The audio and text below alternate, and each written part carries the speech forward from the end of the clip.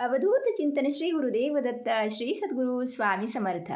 तर स्वामी भक्तांनो, आजच्या स्वामी संदेशामध्ये आपण कोजागिरी पौर्णिमेला कोणती पूजा करायची, त्याचबरोबर आपल्याला कोणता नैवेद्य दाखवायचा आहे, त्याचबरोबर या दिवशी कुठले मंत्र स्तोत्र म्हणायचे आहेत आणि विशेष म्हणजे प्रत्येक आईने आपल्या मुलांच्या आरोग्यासाठी, मुलांच्या चांगल्या सुखी समाधानी आयुष्यासाठी, त्यासोबतच त्यांच्या बुद्धीत वाढ व्हावी यासाठी या दिवशी कुठल्या सेवा कराव्या हे सुद्धा आपण ह्या व्हिडिओमध्ये सविस्तर पाहणार आहोत. त्याचबरोबर आपल्याला माता लक्ष्मीला प्रसन्न करून घेण्यासाठी कोणती सेवा विशेष करायची आहे हे सुद्धा आपण या व्हिडिओमध्ये पाहणार आहोत. कारण बऱ्याच जणांना खूप प्रश्न पडलेले असतात आणि आपल्याला फक्त हेच माहीत असतं की या दिवशी पूजा मांडणी करायची असते. बऱ्याच जणांकडे फोटो मूर्ती नसतात. यावेळी आपल्याला काय करायचं, तर अगदी छान पूजा करायची. ही पूजा केल्यानंतर साक्षात तुमच्या घरामध्ये देव इंद्र, चंद्र, कुबेर आणि देवी लक्ष्मी साक्षात आलेले आहेत असा तुम्हाला एक अनुभव येईल. एवढी छान पूजा मांडणी करायची, पूजा करायची. तर भक्त हो, ही पूजा पाहत असताना, व्हिडिओ पाहत असताना प्रत्येकाने कमेंटमध्ये माझी स्वामी माऊली असे लिहायला विसरू नका. त्याचबरोबर आपण देवी लक्ष्मींची ही पूजा पाहतोय, त्यामुळे सर्वांनी कमेंटमध्ये जय माता दी हे सुद्धा लिहा. तर कोजागिरी पौर्णिमेच्या दिवशी देवी लक्ष्मी प्रत्येक भक्ताच्या घरी या पृथ्वीवरती येत असते आणि हा एकच दिवस असा आहे, याच दिवशी देवी लक्ष्मींना येण्यास परवानगी असते. हे पूर्वी ना पार चालत आलेलं आहे. याची खूप मोठी एक कथा आहे. देवी लक्ष्मी प्रत्येकाच्या घरी आल्यानंतर त्यांना जे काही चांगलं दिसेल त्यांना चांगले आशीर्वाद देतात. ज्या घरामध्ये लोक झोपलेले असतात, ज्या घरामध्ये दिवा लावलेला नसतो, कुठलीही पूजा झालेली नसते, त्या घरामधील रोगराई, दुःख कधीही संपत नाही. आणि ज्या घरामध्ये दिवे लागण होती, पूजा होते, ज्या घरामध्ये देवीसाठी जास्तीच्या सेवा केल्या जातात, त्या घरामधील लक्ष्मी कधीही संपत नाही. त्या घरामध्ये कोणी कधीही आजारी पडत नाही. तर आपल्याला सेवा कशी करायची आहे, सर्वात आधी आपल्याला आपल्या देवघराच्या शेजारी किंवा समोर किंवा तुम्हाला जिथे योग्य वाटेल त्या ठिकाणी जागा स्वच्छ पुसून घ्यायची आहे. आता त्या दिवशी चंद्रग्रहण असल्यामुळे आपल्याला ही तयारी 11 पासून तुम्ही रात्री केली, उद्या रात्री 11 वाजता तरीसुद्धा चालेल. कारण आधी पूजा मांडणी करून घ्या, नंतर बरोबर 12 नंतर तुम्हाला खूप महत्त्वाच्या सेवा 40 मिनिटांमध्ये करायच्या आहेत. त्यामुळे चौरंगावरती लाल, पिवळं किंवा पांढरं वस्त्र अंथरून घ्यायचं आहे.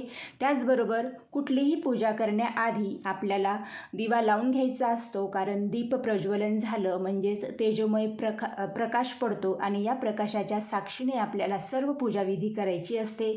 तर या दिवशी आपल्याला भगवान इंद्रांचं सुद्धा स्थान त्यांना द्यायचं असतं. तर तुम्हाला एक सांगते, भगवान इंद्रांची जास्तीची कुठलीही सेवा करायची नसते, त्यासाठी आपल्याला परवानगी नाही आहे. कारण भगवान कृष्णांच्या आधी हिंदू धर्मात इंद्रदेवाची पूजा केली जात असत. इंद्रदेव हे सर्व देवांचे राजा होते आणि उत्तर भारतात एक मोठा सण साजरा होत असायचा, ज्याला इंद्रोत्सव म्हणतात. भगवान कृष्णाने इंद्राची पूजा करणे बंद केले आणि गोपोत्सव रंगपंचमीचे त्या ठिकाणी आयोजन केले. तर भगवान श्रीकृष्णाने हे का केले, तर त्यामागे सुद्धा खूप मोठी कहाणी आहे, खूप मोठी कथा आहे. कारण इंद्रदेवांच्या हातून खूप काही चुका झाल्या होत्या, ज्या क्षमा करण्याजोग्या नव्हत्या. त्यामुळे भगवान कृष्णांनी त्यांची पूजा करणे बंद केले. पण कोजागिरी पौर्णिमे दिवशी भगवान इंद्रसुद्धा देवी लक्ष्मी, कुबेर यांच्यासोबत येत असतात आणि मग त्यामुळे त्यांची आपल्याला विशिष्ट पूजा करायची असते. कुठलीही आपल्याकडून चूक व्हायला नको. तर सर्वप्रथम आपल्याला एका कलशामध्ये पाणी भरून घ्यायचं आहे. त्यामध्ये फक्त हळदी कुंकू, तुम्हाला फूल एखादं पांढरं किंवा फुलाची पाकळी टाकू शकता. त्यामध्ये तुम्हाला एक नाणं घालून घ्यायचं आहे आणि आधीच कलशाला तुम्हाला बाहेरून म्हणजेच बाहेरच्या बाजूला तांब्याला स्वास्तिक काढून घ्यायचं आहे. कलशामध्ये तुम्हाला 5 किंवा 7 आंब्याची पाने ठेवायची आहेत आणि जर तुमच्याकडे आंब्याचा डहाळा असेल, म्हणजे ज्याला ढगळासुद्धा बोलतात, तर तो सुद्धा तुम्ही त्यावरती ठेवू शकता. जसं की मी इथे तसा ठेवून घेतलेला आहे. पण आपल्याला मधोमध हे स्थान ठेवायचं आहे, म्हणून मी तुम्हाला आधी या पद्धतीने दाखवलं. त्यानंतर आपल्याला देवी लक्ष्मीची पूजा करायची आहे. आता ज्यांच्याकडे लक्ष्मीची मूर्ती आहे त्यांनी लक्ष्मीची मूर्ती घ्या, ज्यांच्याकडे श्रीयंत्र आहे त्यांनी श्रीयंत्र घ्या, ज्यांच्याकडे फोटो असेल तर त्यांनी फोटो आपल्याला पूजा करता येणार नाही, फक्त तुम्ही चौरंगावरती ठेवू शकता. पण पूजा करण्यासाठी ज्यांच्याकडे देवीची मूर्ती फोटो नाही आहे त्यांनी फक्त सुपारी घ्या. सुपारी घेताना सुपारीला कुठेही होल नसावं, बऱ्याचदा खराब सुपाऱ्या असतात, त्यामुळे चांगली सुपारी निवडून घ्यायची आहे. आणि शक्यतो पूजेसाठी आपल्याला इथे जी तांबडी सुपारी असते तीच घ्यायची आहे आणि तिला तुम्हाला आधी 5 पळ्या पाणी घालून घ्यायचं आहे. नंतर तुम्हाला 5 पळ्या हळदीचं पाणी घालायचं आहे, जे देवी लक्ष्मींना अतिशय प्रिय आहे. आणि ही सर्व पूजा मी या ठिकाणी श्रीयंत्रावरती केली, कारण लक्ष्मी स्वरूप श्रीयंत्र आहे त्यामुळे. आणि तुम्ही इथे सुपारी घेऊ शकता. यानंतर आता मी इथे कुबेरांची सुद्धा मूर्ती फोटो काहीच नाही आहे किंवा कुबेर यंत्रसुद्धा नाही आहे, त्यामुळे मी सुपारीचा वापर केलेला आहे. तुम्ही सुद्धा हे करू शकता. आधी आपल्याला 5 पळ्या पाणी घालून घ्यायचं आहे. नंतर आपल्याला यावरती हळदीचं पाणी घालायचं आहे, कारण कुबेरांना हळदीचं झाड अतिशय प्रिय आहे, त्यामुळे हळदीने त्यांना स्नान घालून घ्यायचं आहे. तुम्हाला पूजा ही अशीच करायची आहे, नाहीतर आपण सुपाऱ्या घेतो त्या स्थानबद्ध करतो त्यामध्ये कुठलाही जीव येत नाही किंवा त्याला जिवंत स्वरूप येत नाही, त्यामुळे आपल्याला या देवांची जिवंत स्वरूपात पूजा करायची आहे. आता सर्वप्रथम चौरंगावरती विड्याची जोड पाने ठेवायची आहेत, म्हणजे 2 पानं एकत्र. तर 2 ठिकाणी या पद्धतीने ठेवलेले आहेत.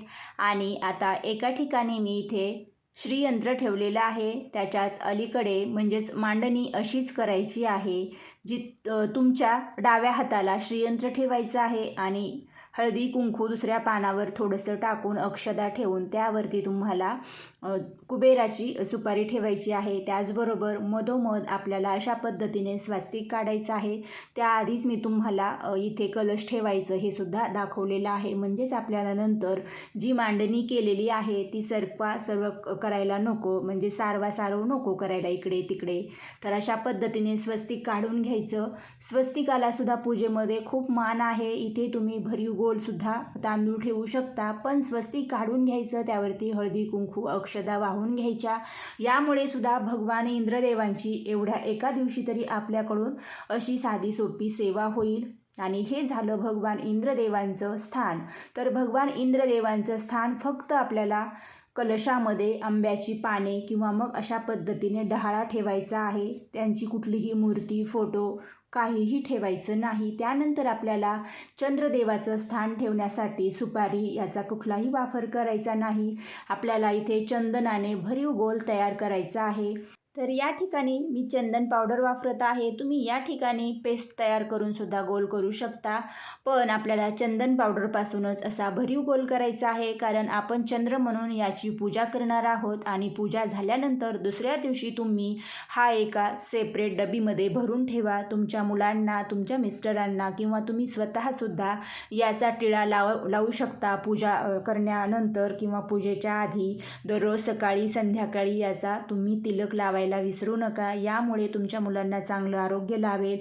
तुम्हा स्वतःला सुद्धा ज्यांची चिडचिड होते, बऱ्याचदा निगेटिव्हिटी मनामध्ये तयार होते, असे कुठलेही प्रकार या चंदनाच्या तिलकाने होणार नाहीत, कारण हा साक्षात चंद्रदेवांचा एक आशीर्वाद आहे. आणि आपण या ठिकाणी सर्व मांडणी करून घेतलेली आहे. तुम्हाला सर्वप्रथम श्रीयंत्राची हळदी कुंकू अक्षदा वाहून पूजा करायची आहे. नंतर देव कुबेरांची हळदी कुंकू अष्टगंध अक्षदा वाहून पूजा करायची आहे. त्याचबरोबर चंद्रदेवांची सुद्धा तशीच पूजा करायची आहे. यांना एक एक फूल ठेवायचं आहे. आणि तुम्हाला ही पूजा रात्री करायची असल्यामुळे आधीच तुम्हाला दुपारी तुळशीची पाने तोडून ठेवायची आहेत. आणि नंतर तुम्हाला ही पूजा करण्याआधीच तुम्हाला आटीव नैवेद्य करायचा आहे, जो आपण दुधाचा आटीव खीर किंवा जी बासुंदी तयार करतो ती आधीच तयार करून घ्यायची. ही पूजा मांडणी तुमची बरोबर 12पर्यंत झाली पाहिजे. फक्त तुम्हाला 12च्या नंतर 5 मिनिटे इथे जे हळदी कुंकू आपण वाहिलं हे करायचं आहे, कारण पुढे तुम्हाला दुसरं काही पठण, मंत्र, स्तोत्र, जप हे करायचं असल्यामुळे आधीच तुम्हाला पूजा मांडणी करायची. बरोबर 12 वाजले की मग तुम्हाला जे दूध आहे, जे तुम्ही आटवलेलं आहे, त्यामध्ये तुम्ही केशर, ड्रायफ्रूट्स जे तुम्हाला घालायचं आहे, कुठला मसाला घालायचा आहे दुधाचा तो घालू शकता. नंतर तुम्हाला हे दुधाचं पातेलं जे आहे ते तुमच्या टेरेसवरती किंवा जिथे तुमच्या घराच्या आसपास मागे पुढे चंद्रप्रकाश येतो त्या ठिकाणी तुम्हाला हे चंद्राच्या प्रखर प्रकाशामध्ये पातेलं ठेवायचं आहे, ते भांडं ठेवायचं आहे. त्यामध्ये बरोबर 15 मिनिटेच चंद्रप्रकाश तुम्हाला म्हणजे घ्यायचा आहे त्याच्यामध्ये. आणि तुम्ही दुसऱ्या सेवा करू शकता. हे पातेलं म्हणजे भांडं जे आहे त्याच्यापाशी कोणालाही तुम्ही ठेवू शकता. आणि त्याचनंतर तुम्हाला याचा नैवेद्य दाखवायचा आहे. एका वाटीमध्ये किंवा पूर्ण भांडं तुम्ही त्या पूजेसमोर ठेवा आणि मग तिथे तुम्हाला तुळशीपत्राने आधी तुम्हाला भरीव चौकोन करून घ्यायचं आहे. त्यावरती नैवेद्याचं भांडं ठेवायचं आहे आणि तुळशीपत्राने तुम्हाला 3 वेळा नैवेद्याभोवती पाणी फिरवायचं आहे. आणि नंतर तुम्हाला नैवेद्य दाखवताना काय म्हणायचं हे जर माहीत नसेल ते मी तुम्हाला इथे देईल. आणि माहीत नसेल तर तुम्ही नैवेद्यम समर्पयामी, नैवेद्यम समर्पयामी असे 3 वेळा म्हणू शकता. आणि नैवेद्य दाखवल्यानंतर एक प्रार्थना म्हणायची आहे. ही प्रार्थना लक्ष देऊन ऐका. ऋणरोगादी दारिद्र्यम अपमृत्यो भय शोक मनस्ताप नाशयंतु मम सर्वदा. ही प्रार्थना आपल्याला सर्वांना म्हणायची आहे. नंतर तुम्हाला हा जो नैवेद्य आहे त्यातील फक्त 1 चमचाभरच नैवेद्य प्राशन करा. मुलांना अगदी थोडा थोडा द्या. बाकीचा जो नैवेद्य आहे तो तुम्हाला तसाच झाकून त्यामध्ये तुळशीपत्र घालून तुम्ही फ्रीजमध्ये ठेवा.